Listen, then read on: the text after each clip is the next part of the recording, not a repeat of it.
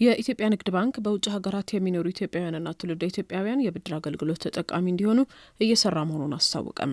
ባንኩ ከዚህ ቀደም በተለያዩ ሀገራት ከሚኖሩ ኢትዮጵያውያንና ትውልደ ኢትዮጵያውያን ጋር ያካሄደውን ውይይት ተከትሎ ለዲያስፖራ ማህበረሰብ በሚሰጥ አገልግሎት ላይ ብቻ ትኩረቱን አድርጎ የሚሰራ ክፍል ማቋቋሙ ተገልጿል። በኢትዮጵያ ንግድ ባንክ የሪቴል ባንኪንግ ምክትል ፕሬዚዳንት አቶ ደሳለኝ አለሙ ከዝግጅት ክፍላችን ጋር በነበራቸው ቆይታ ላይ እንደገለጹት የኢትዮጵያ ንግድ ባንክ የኢትዮጵያውያንና ትውልደ ኢትዮጵያውያንን ፍላጎት መሰረት ያደረጉ አገልግሎቶች እየሰጠ ነው። አንደኛ የብድር ፕሮዳክቶች አሁን የሞርጌጅ ፕሮዳክቶችም አሉ፣ የቢዝነስ ፕሮዳክቶችም አሉ። የቁጠባ አማራጮቻችንም እንደዛ። የቁጠባ አማራጮቻችን እንግዲህ በሚፈልጉት ከረንሲ በሚፈልጉት የቁጠባ አማራጭ መቆጠብ ይችላሉ።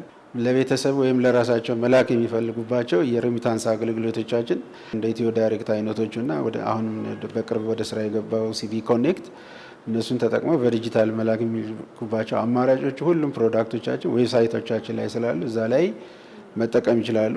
አቶ ደሳለኝ እንዳሉት የኢትዮጵያ ንግድ ባንክ የዲያስፖራው ማህበረሰብ የባንኩን አገልግሎቶች መጠቀም የሚያስችለውን መረጃ በባንኩ ድረገጽ ከማጋራት ባለፈ በተለያዩ ሀገራት ከሚገኙ የኢትዮጵያ ኤምባሲዎችና ቆንስላ ጽሕፈት ቤቶች ጋር ተቀራርቦ ይሰራል። ከዚህ በተጨማሪም ከኢትዮጵያ የዲያስፖራ አገልግሎት ጋርም ባንኩ በቅርበት እየሰራ ነው ብለዋል አቶ ደሳለኝ።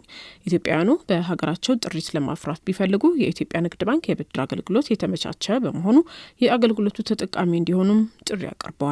የሰው ሀገር ሁልጊዜ የምትኖሪበት ሀገር አይደለም።